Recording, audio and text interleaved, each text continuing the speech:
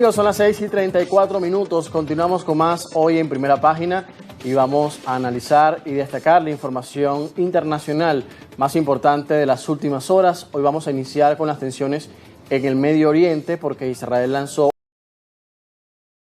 contra la cúpula política y militar de Hamas en Doha, Qatar, en un país tercero, porque allí están realizándose las conversaciones para una posible tregua en la Franja de Gaza, conversaciones que no han quedado en muchas oportunidades en nada, no han logrado sus frutos, pero en esta oportunidad los líderes de Hamas revisaban la propuesta de alto fuego enviada por Estados Unidos y su enviado Steve Witkoff, y en ese momento Israel aprovechó para lanzar un ataque selectivo en una de las quintas donde estaban los principales líderes que quedaban vivos de Hamas, y al parecer ha podido matar a varios de ellos. Sin embargo, no hay confirmación oficial sobre quiénes son exactamente y cuántos fueron los militantes de la cúpula de Hamas que fueron eliminados, como se conoce en el Medio Oriente. Hay informaciones contradictorias.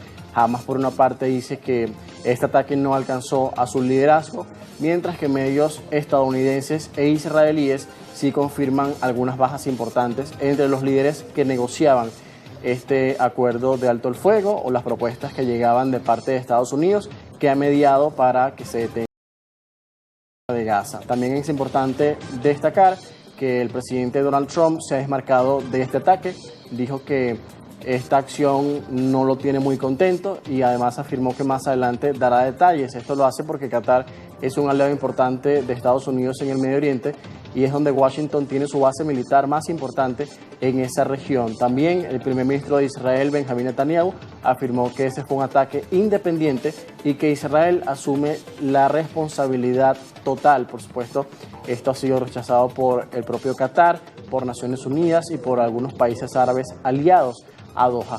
Vamos a ver la nota sobre este ataque de Israel contra la cúpula de Hamas y que ha dejado hasta el momento 6 muertos, todavía sin confirmar con precisión cuáles fueron los líderes de Hamas abatidos.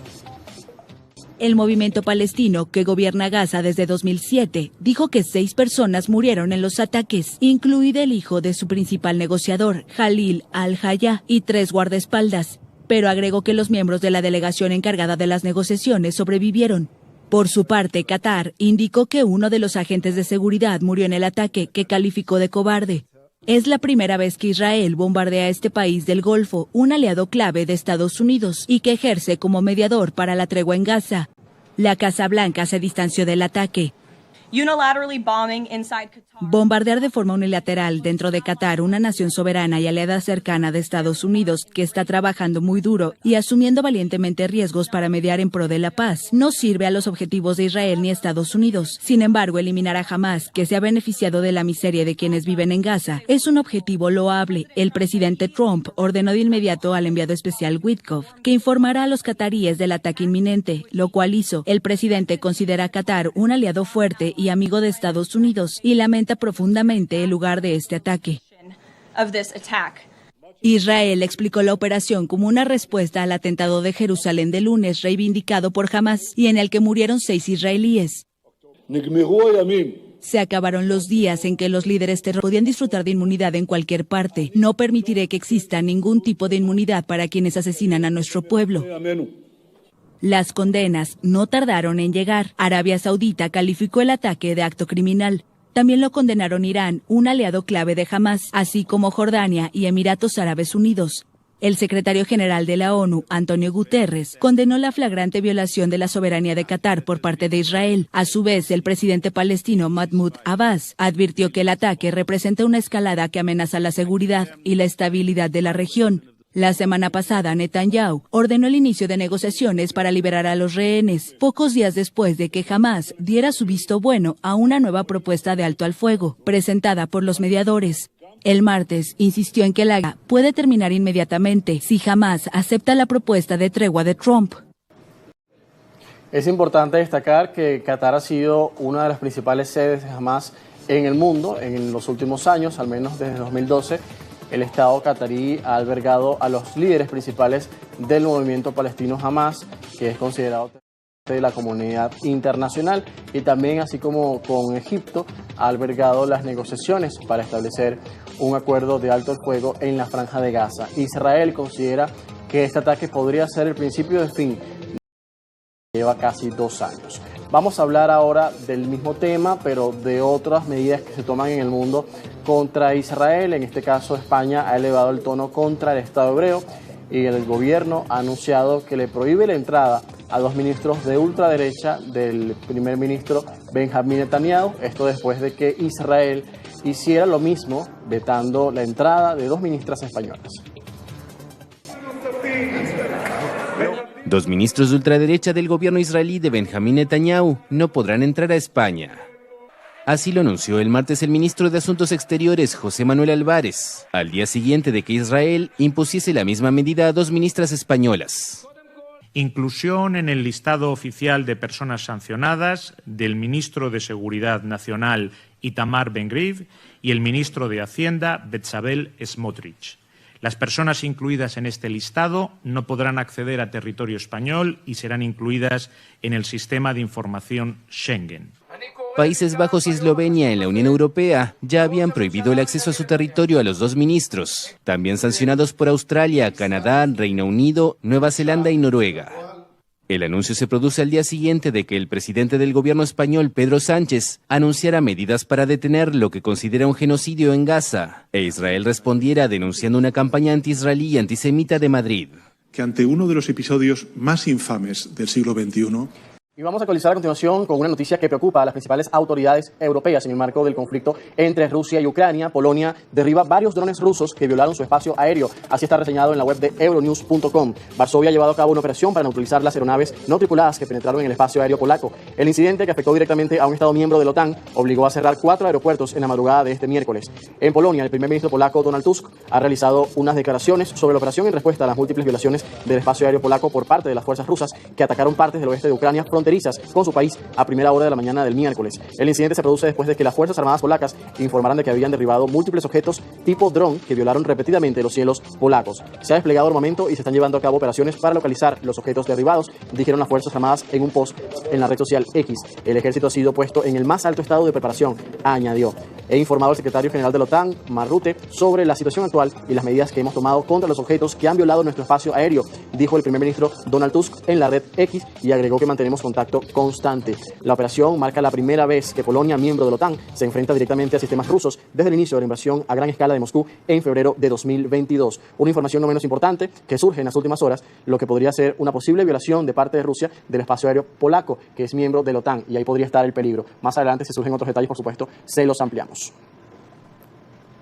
Vamos a cambiar de tema, ahora hablamos de nuestra región y del caso particular de Brasil, porque este martes se llevó a cabo una importante sesión del Tribunal Supremo de Brasil que dejó al expresidente Jair Bolsonaro al borde de la cárcel tras un inicio de votación de 2-0 a favor de su condena por intento de golpe de Estado. El juicio, de enorme repercusión internacional, se desarrolla en medio de presiones y críticas de Donald Trump, que busca influir con sanciones a Brasil. El magistrado Alexandre de Moraes abrió el proceso acusando a Bolsonaro de liderar una organización criminal que intentó mantenerlo en el poder tras perder ante Luis Ignacio Lula da Silva en 2022. Durante 5 horas aseguró que Brasil casi volvió a una dictadura, en referencia a los supuestos planes golpistas. Flávio Dino, juez y exministro de Justicia de Lula, respaldó el voto condenatorio y rechazó la posibilidad de amnistía. Con 3 votos sobre 5 bastará para sellar el destino judicial de Bolsonaro y otros 7 acusados, entre ellos exministros y militares de alto rango. Bolsonaro, de 70 años, no compareció ante el tribunal alegando problemas de salud y permanece en arresto domiciliario. Está acusado de 5 delitos, incluido el intento de golpe, la instigación de los ataques del 8 de enero de 2023 en Brasilia y la conspiración para asesinar a Lula, Moraes y el vicepresidente Alckmin. El exmandatario enfrenta hasta 43 años de prisión, aunque puede apelar una eventual condena. En una sociedad polarizada, un 53% de los brasileños cree que la Corte actúa conforme a la ley, mientras que un 39% considera que Bolsonaro es víctima de una persecución política, según varias encuestas importantes. Vamos a mantenernos en Brasil, pero esta vez para hablar sobre temas vinculados con Venezuela, porque el presidente brasileño Luis Ignacio Lula da Silva y su homólogo de Colombia, Gustavo Petro, rechazaron este martes amenazas a la soberanía latinoamericana al lanzar un organismo anticrimen en la Amazonía, mientras Estados Unidos despliega un contingente militar cerca de las costas de Venezuela. Esto fue lo que dijeron. El gobierno de Donald Trump desplegó buques de guerra con 4.000 efectivos al Mar Caribe y el fin de semana envió una decena de cazas F-35 a Puerto Rico como parte de un operativo antinarcóticos. No precisamos de intervenciones extranjeras. No necesitamos intervenciones extranjeras ni amenazas a nuestra soberanía. Somos perfectamente capaces de ser los protagonistas de nuestras propias soluciones. Lista das nossas próprias soluções. Petro, por su parte, alertó sobre la amenaza de una invasión posible a Venezuela. Tenemos que hablar de la invasión posible a Venezuela con la que amenazan. Pueden ser palabras, ojalá. Colombia no prestará su territorio para ninguna invasión de un país vecino ni ninguno de sus hombres, a menos que sea apátrida y genocida. Ambos mandatarios reunidos en Manaos inauguraron el Centro de Cooperación Policial. Este organismo coordinará el trabajo de fuerzas de seguridad de los 9 países con territorio amazónico que sufren los efectos de la deforestación, la minería ilegal y el narcotráfico. A 2 meses de la conferencia climática COP30, que tendrá lugar en la ciudad amazónica de Belém, junto a Petro y la vicepresidenta ecuatoriana María José Pinto, Lula llamó a acabar con las multinacionales del crimen que actúan en la Amazonía. El CCPI fortalecerá la presencia estatal en zonas remotas tradicionalmente controladas por organizaciones criminales que obtienen millonarias rentas de la extracción ilegal de recursos naturales, según la presidencia brasileña. Continuamos con otras noticias, pero de Europa, porque el presidente francés Emmanuel Macron nombró este martes como nuevo primer ministro a Sébastien Lecornu tras la caída de François Bayrou. Con 39 años y hasta ahora ministro de Defensa, Lecornu asume la tarea de aprobar el presupuesto de 2026 y enfrentar una creciente crisis política. Se trata del 5º jefe de gobierno desde 2024 y uno de los colaboradores más cercanos a Macron desde su llegada al poder en 2017. Sus predecesores, Michel Barnier y François Bayrou, fracasaron en el Parlamento al intentar sacar adelante sus planes presupuestarios. La oposición reaccionó con dureza. Marine Le Pen habló del último cartucho del macronismo y Jean-Luc Mélenchon calificó la designación de tragicomedia. El nombramiento llega en un clima social tenso. Para este miércoles se convocaron protestas. El gobierno piensa desplegar 80.000 agentes ante las manifestaciones que prevén bloqueos en empresas, carreteras y universidades, con el temor de que se repita un movimiento como el de los chalecos amarillos que estuvo azotando en un principio el mandato de Emmanuel Macron. Y vamos ahora a Estados Unidos porque ya comenzó en Florida el juicio contra Ryan Roth, acusado de planear el atentado contra el presidente de Estados Unidos, Donald Trump, cuando aún era candidato. El proceso se extenderá de 2 a 4 semanas y las declaraciones iniciales están previstas para este jueves. Roth, de 59 años, sorprendió al tribunal al pedir representarse a sí mismo a pesar de no tener formación legal. Entre sus polémicas solicitudes destacan la presencia de strippers y un campo de golf en la cárcel, además de seleccionar jurados en función de sus opiniones sobre Gaza y Groenlandia, todas rechazadas por la jueza. El acusado fue arrestado el 15 de septiembre tras ser sorprendido por un agente del servicio secreto con un rifle en el perímetro del campo de golf de West Palm Beach, donde Trump jugaba antes de las elecciones. Tras huir en un vehículo, fue capturado poco después. Roth enfrenta cargos de intento de asesinato, agresión a un oficial federal y delitos relacionados con armas de fuego. De ser declarado culpable, podría ser condenado a cadena perpetua.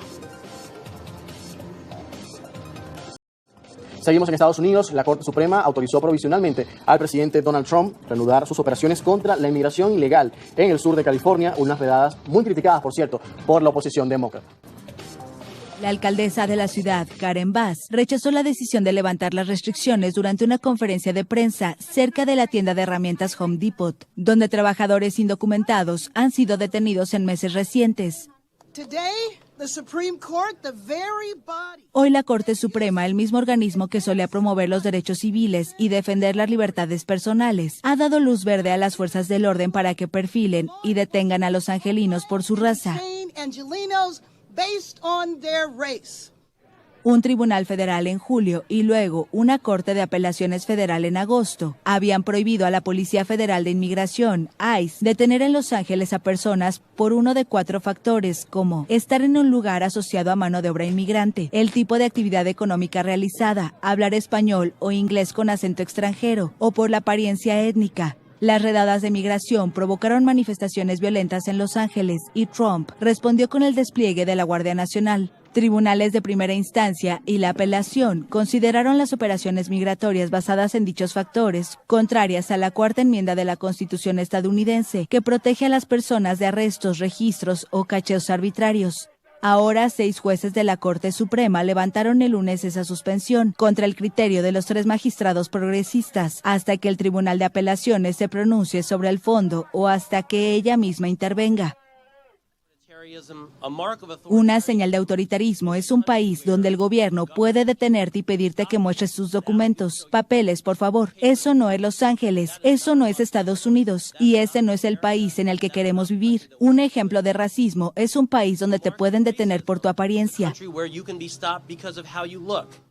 La Corte no fundamenta su decisión, pero uno de los jueces conservadores, Brett Kavanaugh, expresa en ella su apoyo, señalando en particular que la inmigración ilegal es pronunciada en la región de Los Ángeles, con una proporción de inmigrantes en situación irregular, estimada en el 10% de la población. Y con esto cerramos la actualidad internacional este miércoles en Primera Página. Vamos a hacer una nueva pausa aquí en su primer punto informativo, pero al regreso tenemos más información y actualidad. No se vaya, también pueden enviarnos sus comentarios a través de nuestro canal en Telegram, Primera Página GB, y seguirnos en todo el mundo por nuestra señal de YouTube Globovisión en vivo. Ya regresamos.